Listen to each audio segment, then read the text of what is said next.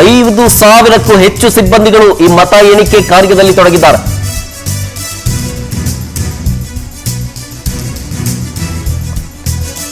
ಈಗ ಮುಂದಿನ ಬಗ್ಗೆ ಮಾತಾಡೋಣ. ಬಿಜೆಪಿ 11 ಕ್ಷೇತ್ರದಲ್ಲಿ ಮುನ್ನಡೆ, ಆಪ್ 9 ಕ್ಷೇತ್ರದಲ್ಲಿ ಮುನ್ನಡೆ.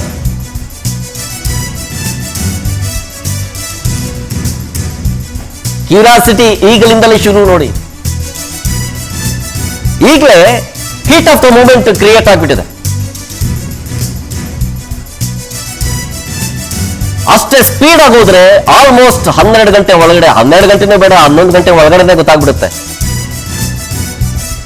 ಇವತ್ತು ವೀಕೆಂಡ್ ಅಂತೇಳಿ ಮಲಗಿ ಎದ್ದವರು ಕಣ್ಣು ಬಿಟ್ಟು ನಮಸ್ಕಾರ ಮಾಡಿ ಟಿವಿ ಆನ್ ಮಾಡಿ ನೋಡೋಷ್ಟೊಳಗೆ ರಿಸಲ್ಟ್ ಬಂದ್ಬಿಟ್ಟಿರುತ್ತೆ. ಅಷ್ಟು ಫಟಾಫಟ್ ಅನ್ನುವಂತಹ ಕೆಲಸಗಳು, ಮತ ಎಣಿಕೆ ಪ್ರಕ್ರಿಯೆಗಳು ಶುರುವಾಗಿದೆ. 19 ಕೇಂದ್ರಗಳಲ್ಲಿ, ಮತ ಎಣಿಕಾ ಕೇಂದ್ರಗಳಲ್ಲಿ ಸ್ಟ್ರಾಂಗ್ ರೂಮ್ ಓಪನ್ ಆಯಿತು. ಅಂಚೆ ಮತಗಳ ಎಣಿಕೆ ಪ್ರಕ್ರಿಯೆ ಶುರುವಾಯಿತು. ಇದರಲ್ಲಿ ಈಗ ಬಿಜೆಪಿ 11 ಕ್ಷೇತ್ರದಲ್ಲಿ ಮುನ್ನಡೆಯನ್ನ ಸಾಧಿಸಿದ್ರೆ, ಆಪ್ 10 ಕ್ಷೇತ್ರದಲ್ಲಿ ಗ್ರಾಫಿಕ್ಸ್ ಮುಖಾಂತರ ಗಮನಿಸ್ತಾ ಇದ್ದೀರಿ.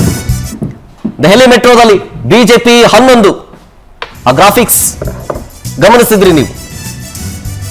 ಈಗ ಓವರ್ ಆಗಿ 21 ಕ್ಷೇತ್ರಗಳಲ್ಲಿ 11 ಬಿಜೆಪಿ, ಆಪ್ 10. ನೋಡಿ, ಮತ್ತೊಮ್ಮೆ ಗ್ರಾಫಿಕ್ಸ್ ಮುಖಾಂತರ ನಿಮಗೆ ಎಕ್ಸ್ಪ್ಲೇನ್ ಮಾಡ್ತಾ ಹೋಗ್ತೀನಿ. ಟೋಟಲ್ ಇರೋದು 70 ಕ್ಷೇತ್ರ, ಅದರಲ್ಲಿ ಮತ ಎಣಿಕೆ ಕಾರ್ಯದ ಶುರುವಾಗಿರೋದು 21 ಕ್ಷೇತ್ರ. ಅದರಲ್ಲಿ ಬಿಜೆಪಿ 11 ಕ್ಷೇತ್ರದಲ್ಲಿ ಮುನ್ನಡೆಯನ್ನ ಸಾಧಿಸಿದ್ರೆ, ಆಪ್ ಈಗ 10 ಕ್ಷೇತ್ರದಲ್ಲಿ ಮುನ್ನಡೆಯನ್ನ ಸಾಧಿಸಿದೆ. ಬಿಜೆಪಿಯ ಕೈಲಾಶ್ ಗೆಹ್ಲೋಟ್ಗೆ ಮುನ್ನಡೆ.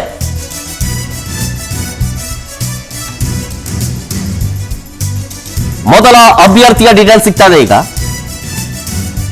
ಕೈಲಾಶ್ ಗೆಹ್ಲೋಟ್ ಮುನ್ನಡೆಯನ್ನ ಸಾಧಿಸ್ತಾ ಇರೋದು ಆರಂಭಿಕ ಹಂತದಲ್ಲಿ.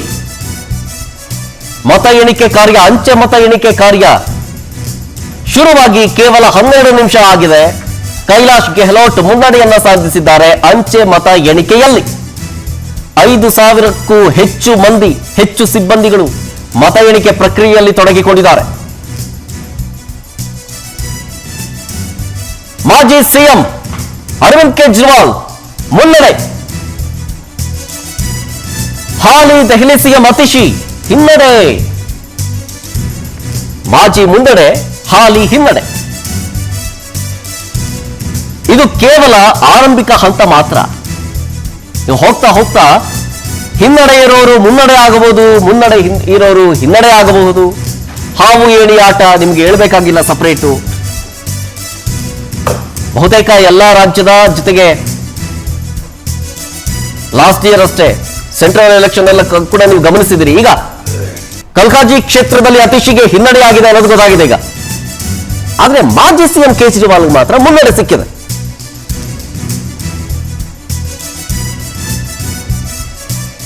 ಹಾಲಿಗೆ ಹಿನ್ನಡೆ, ಮಾಜಿಗೆ ಮುನ್ನಡೆ. ಸೊ ಮ್ಯಾಜಿಕ್ ನಂಬರ್ 36 ಯಾರು ದಾಟ್ತಾರೆ? ಬಹುತೇಕ ಎಲ್ಲಾ ಸರ್ವೆಗಳು ಹೇಳಿದವಲ್ಲ, ಬಿಜೆಪಿ ಬಹುಮತದಿಂದ ಅಧಿಕಾರಕ್ಕೆ ಬರುತ್ತೆ ಅಂತ. ಬರೋಬ್ಬರಿ 27 ವರ್ಷಗಳ ನಂತರ ದಿಲ್ಲಿ ಗದ್ದುಗೆ ಇರ್ತಾರ ಅಂತ. 36 ಮ್ಯಾಜಿಕ್ ನಂಬರ್ ಬಿಜೆಪಿನ ಆಪ. ಬಹುತೇಕ ಎಲ್ಲಾ ಸರ್ವೆಗಳು ಹೇಳ್ತಾ ಇದಾವಲ್ಲ, ಬಿಜೆಪಿ ಮುನ್ನಡೆಯನ್ನ ಸಾಧಿಸುತ್ತೆ ಅಂತ. ಅದು ನಿಜ ಆಗುತ್ತಾ? ಹಾಲಿ ದೆಹಲಿ ಸಿಎಂ ಅತಿಶಿಗೆ ಹಿನ್ನಡೆಯಾಗಿದೆ. ಕಲ್ಕಾಜಿ ಕ್ಷೇತ್ರದಲ್ಲಿ ಅತಿಶಿಗೆ ಮುನ್ನಡೆಯಾಗಿದೆ. ಕೀ ಕ್ಯಾಂಡಿಡೇಟ್ಸ್ ಎರಡೂ ಕಡೆ ವಿಂಡೋಸ್ ಅಲ್ಲಿ ಗಮನಿಸ್ತಾ ಇದ್ದೀರಿ. ಮುನ್ನಡೆ ಹಿನ್ನಡೆಯ ಲೆಕ್ಕಾಚಾರಗಳು ನಿಮ್ಮ ಮುಂದೆ ಒಂದೊಂದಾಗಿ ಇಡ್ತಾ ಇದ್ದೀವಿ. ಕ್ಷಣ ಕ್ಷಣದ ಅಪ್ಡೇಟ್ ಜೊತೆಗೆ ನಾನ್ ಸ್ಟಾಪ್ ಲೈವ್.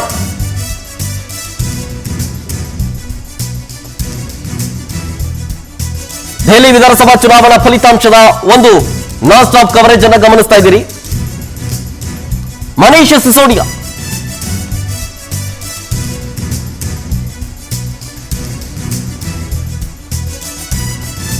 ಈಗ ಈ ಅರವಿಂದ್ ಕೇಜ್ರಿವಾಲ್ ಅವರು ಒಂದಷ್ಟು ಭ್ರಷ್ಟಾಚಾರ ಕೇಸ್ನಲ್ಲಿ ಸಿಕ್ಕಾಕೊಂಡಿದ್ರು.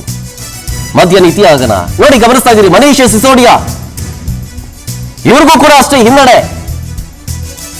ಇಬ್ರು ಕೂಡ ಭ್ರಷ್ಟಾಚಾರ ಹಗರಣದಿಂದಾಗಿ ಒಂದಷ್ಟು ನೆಗೆಟಿವ್ ಪಾಯಿಂಟ್ಸ್ ಗಳನ್ನು ಇಟ್ಕೊಂಡಿದ್ರು. ಆಮೇಲೆ ಶೀಶ್ ಮಹಲ್ ವಿಚಾರಕ್ಕೆ ಸಂಬಂಧಪಟ್ಟಂತೆ ಒಂದಷ್ಟು ಮನೀಶ್ ಸಿಸೋಡಿಯಾ ಜೊತೆಗೆ ಅರವಿಂದ್ ಕೇಜ್ರಿವಾಲ್ ಜೈಲ್ಗೆ ಹೋಗಿದ್ರು. ಅರವಿಂದ್ ಕೇಜ್ರಿವಾಲ್ ಜೈಲ್ಗೆ ಹೋದ್ರು ಕೂಡ ತಮ್ಮ ಅಧಿಕಾರದ ತ್ಯಾಗ ಮಾಡಿರಲಿಲ್ಲ ಅಥವಾ ರೆಸಿಗ್ನೇಷನ್ ಕೊಟ್ಟಿರಲಿಲ್ಲ ಆ ಸಂದರ್ಭದಲ್ಲಿ. ಆಮೇಲೆ ಅತಿಶಿ ಅವರಿಗೆ ಕೊಟ್ಟರು, ಅದು ಬೇರೆ ವಿಚಾರ.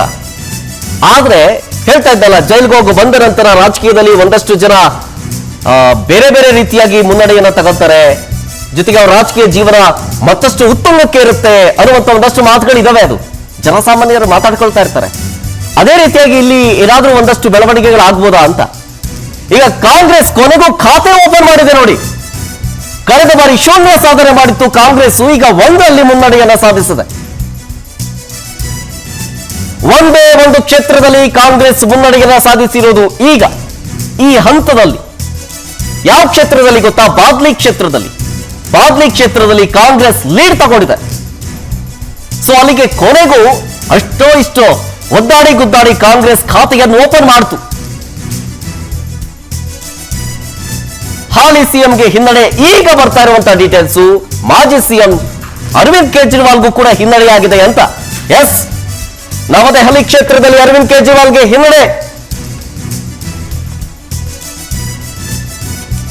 ಹೇಳಿದ್ದಲ್ಲ, ಒಂದಷ್ಟು ಹಗರಣದಲ್ಲಿ, ಮದ್ಯ ನೀತಿ ಹಗರಣದಲ್ಲಿ ಜೈಲ್ಗೆ ಹೋಗಿ ಬಂದಿದ್ರು ಅರವಿಂದ್ ಕೇಜ್ರಿವಾಲ್.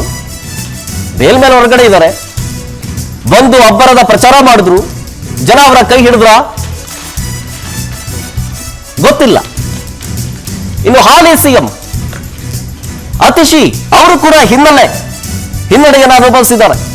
ಬಿಜೆಪಿಯ ವಿಜೇಂದರ್ ಮುನ್ನಡೆ ಸಾಧಿಸ್ತಾ ಇದ್ದಾರೆ. ಕೀ ಕ್ಯಾಂಡಿಡೇಟ್ಸ್ ಗಮನಿಸ್ತಾ ಇದ್ದೀರಿ ಎರಡೂ ವಿಂಡೋದಲ್ಲಿ, ನಿಮ್ಮ ಲೆಫ್ಟ್ ಮತ್ತು right key candidates. Manish Sisodia Jangpura ಕ್ಷೇತ್ರದಿಂದ ಹಿನ್ನಡೆ ಸಾಧಿಸಿದ್ದಾರೆ. ಇಬ್ರು ಕೂಡ ಜೈಲಿಗೆ ಹೋಗಿ ಬಂದವರೇ. ಒಂದಷ್ಟು ಭ್ರಷ್ಟಾಚಾರದ ಒಂದು ಆರೋಪ ಇದೆ ಅವರಿಬ್ರು ಮೇಲೂ ಕೂಡ. ಇದು ಆರೋಪದ ಹಿನ್ನಡೆಯ ಮಾಜಿ ಹಾಲಿ ಸಿಎಂ ಇಬ್ರಿಗೂ ಕೂಡ ಆರಂಭದಲ್ಲಿ ಹಿನ್ನಡೆಯಾಗಿದೆ. ಈಗ ಕಲ್ಕಾಜಿ ಕ್ಷೇತ್ರದಲ್ಲಿ ಅತಿಶಿಗೆ ಹಿನ್ನಡೆ. ಈಗ ಇನ್ನೂ ಒಂದ್ಸಲ ಒಂದು ಲೇಔಟ್ ಅನ್ನು ಎಕ್ಸ್ಪ್ಲೇನ್ ಮಾಡ್ತಾ ಹೋಗ್ತೀನಿ. 70 ಕ್ಷೇತ್ರದಲ್ಲಿ 27 ಕ್ಷೇತ್ರಗಳ ಮತ ಎಣಿಕೆ ಪ್ರಕ್ರಿಯೆ ಶುರುವಾಗಿದೆ. ಅದರಲ್ಲಿ ಬಿಜೆಪಿ 14, ಆಪ್ 12, ಕಾಂಗ್ರೆಸ್ 1. ಬಿಜೆಪಿ 14 ಕ್ಷೇತ್ರದಲ್ಲಿ ಮುನ್ನಡೆಯನ್ನ ಸಾಧಿಸಿದ್ರೆ ಆಪ್ 12 ಕ್ಷೇತ್ರದಲ್ಲಿ ಮುನ್ನಡೆ. ಹೀಗೆ ಮುಂದುವರಿಯುತ್ತಾ ಹಾವು ಏಣಿ. 36 ಮ್ಯಾಜಿಕ್ ನಂಬರ್ ಯಾವ ಪಕ್ಷ ದಾಟುತ್ತೆ? ಇನ್ನೊಂದು ಕುತೂಹಲ ಅಂತಂದ್ರೆ, ಇಫ್ ಇನ್ ಕೇಸ್ ನಾನು ಆಗ್ಲೇ ಹೇಳ್ತಾ ಇದ್ದೆ, ಅತಂತ್ರ ಫಲಿತಾಂಶ ಬಂದ್ಬಿಟ್ರೆ ಹೊಸ ರೀತಿಯ ರಾಜಕಾರಣ ದೆಹಲಿಯಲ್ಲಿ. ಇವರು ಚುನಾವಣಾ ಪೂರ್ವ ಮೈತ್ರಿ ಮಾಡ್ಕೊಂಡಿಲ್ಲ, ಗಮನಿಸಬೇಕು. ಇಂಡಿ ಒಕ್ಕೂಟದಲ್ಲಿ ಇಲ್ಲ ಆಪ್. ಕಾಂಗ್ರೆಸ್ ಸಪೋರ್ಟ್ ಮಾಡಲಿಲ್ಲ. ಮಾಡಿದ್ದಿದ್ರೆ ಅದರ ಚಿತ್ರಣ ಬೇರೆ, ವೋಟ್ ಡಿವೈಡ್ ಆಗ್ತಿರ್ಲಿಲ್ಲ ಅಥವಾ ಇನ್ನೊಂದು ಮತ್ತೊಂದು ಮಗದೊಂದು ಚರ್ಚೆಗಳಿದ್ದಾವೆ. ಬಟ್ ಈಗ ಪ್ರಸ್ತುತದಲ್ಲಿ ಆ ಪರಿಸ್ಥಿತಿ ಇಲ್ಲ. ಸಪ್ರೇಟ್ ಆಗಿ ಒಂದು ಅಖಾಡಕ್ಕೆ ಇರುತ್ತದೆ. ಬಿಜೆಪಿ, ಆಪ್ ಮತ್ತು ಕಾಂಗ್ರೆಸ್ ಯಾವ ಮೈತ್ರಿಯೂ ಕೂಡ ಇಲ್ಲ ಈ ಸದ್ಯಕ್ಕೆ. ಆದ್ರೆ ಇಫ್ ಇನ್ ಕೇಸ್ ಅತಂತ್ರ ಫಲಿತಾಂಶ ಬಂದ್ರೆ ಹೆಂಗೆ ಅಂತ ಕಾಂಗ್ರೆಸ್ ಆಪ್ ಎಲ್ಲಾ ಮುನಿಸಿಗಳನ್ನ ಮರೆತು ಕಾಂಗ್ರೆಸ್ ಜೊತೆ ಕೈ ಜೋಡಿಸುತ್ತಾ ಗೊತ್ತಿಲ್ಲ. ರಾಜಕೀಯದಲ್ಲಿ ಎಲ್ಲವೂ ಸಾಧ್ಯ, ಯಾಕೆ ಆಗಬಾರದು ಅಂತ ಪ್ರಶ್ನೆ ಬರುತ್ತೆ ಇಲ್ಲಿ. ಸಾಧ್ಯತೆಗಳಿದಾವೆ. ಆದ್ರೆ ದೆಹಲಿಯಲ್ಲಿ ನೀವು ಮೈತ್ರಿ ಮಾಡಿಕೊಂಡ್ರೆ ಮುಂಬರೋ ಬೇರೆ ಬೇರೆ ಕ್ಷೇತ್ರಗಳಲ್ಲಿ, ನೀವು ಸ್ಪರ್ಧೆ ಮಾಡೋ ಕ್ಷೇತ್ರಗಳಲ್ಲಿ ಅಥವಾ ರಾಜ್ಯಗಳಲ್ಲಿ ಮುಂಬರೋ ಚುನಾವಣೆಗಳಲ್ಲಿ ಅಲ್ಲೂ ಕೂಡ ಮೈತ್ರಿ ಮಾಡ್ಕೊಳ್ಳೇಬೇಕಾಗತ್ತೆ. ಅಲ್ಲೂ ಮಾಡ್ಕೊಂಡಿದೀವಿ, ಇಲ್ಲೂ ಮಾಡ್ಕೊಳ್ಳೋಣ ಅಂತ. ಆಮೇಲೆ ಗ್ಯಾರಂಟಿ ಬಗ್ಗೆ ಹೇಳ್ತಾ ಇದ್ದೆ ನಿಮ್ಗೆ. ಬಿಜೆಪಿ ಏನಾದ್ರೂ ಕಂಪ್ಲೀಟ್ ಮೆಜಾರಿಟಿ 36 ಸಂಖ್ಯೆಯನ್ನ ದಾಟಿ ಅಧಿಕಾರಕ್ಕೆ ಹಿಡಿತು ಅಂತಂದ್ರೆ ಸಿಎಂ ಅಭ್ಯರ್ಥಿ ವಿಚಾರಕ್ಕೆ ಸಂಬಂಧಪಟ್ಟಂತ ಒಂದಷ್ಟು ಡೆವಲಪ್ಮೆಂಟ್ ಆಗುತ್ತೆ. ಯಾರಾಗ್ತಾರೆ ಸಿಎಂ ಅಂತ. ಈಗ ಆಲ್ರೆಡಿ ಸೀನಿಯರ್ ಲೀಡರ್ಸ್ಗಳು ಒಂದಷ್ಟು ಜನ ಇದ್ದಾರೆ. ಈಗ ನೆಕ್ಸ್ಟ್ ಮತ್ತೊಂದು ಅಪ್ಡೇಟು. ಆಪ್ನ ಅತಿರಥ ಮಹಾರಥರಿಗೆ ಆರಂಭದಲ್ಲೇ ಶಾಕ್. ಅರವಿಂದ್ ಕೇಜ್ರಿವಾಲ್, ಮನೀಶ್ ಸಿಸೋಡಿಯಾ ಜೈಲಿಗೆ ಹೋಗಿ ಬಂದವರು ಹಿನ್ನಡೆಯನ್ನು ಅನುಭವಿಸಿದ್ದಾರೆ. ಕಲ್ಕಾಜಿ ಕ್ಷೇತ್ರದಲ್ಲಿ ದೆಹಲಿ ಸಿಎಂ ಅತಿಶಿ ಬರ್ಲೇನ ಈಗ ಮುನ್ನಡೆಯ ಅನ್ನೋದು ಗೊತ್ತಾಗ್ತಾ ಇದೆ. 1-2 ವ್ಯತ್ಯಾಸ ಆಗ್ತಾ ಇರುತ್ತೆ ಆಗಾಗ. ಆದ್ರೆ ಪ್ರಮುಖವಾಗಿ ಗಮನಿಸಬೇಕು, ಇವರೆಲ್ಲರೂ ಅತಿರಥ ಮಹಾರಥರು. ಅರವಿಂದ್ ಕೇಜ್ರಿವಾಲ್ ಇದ್ದಾರಲ್ಲ, ಇವರು ಅಷ್ಟೇ.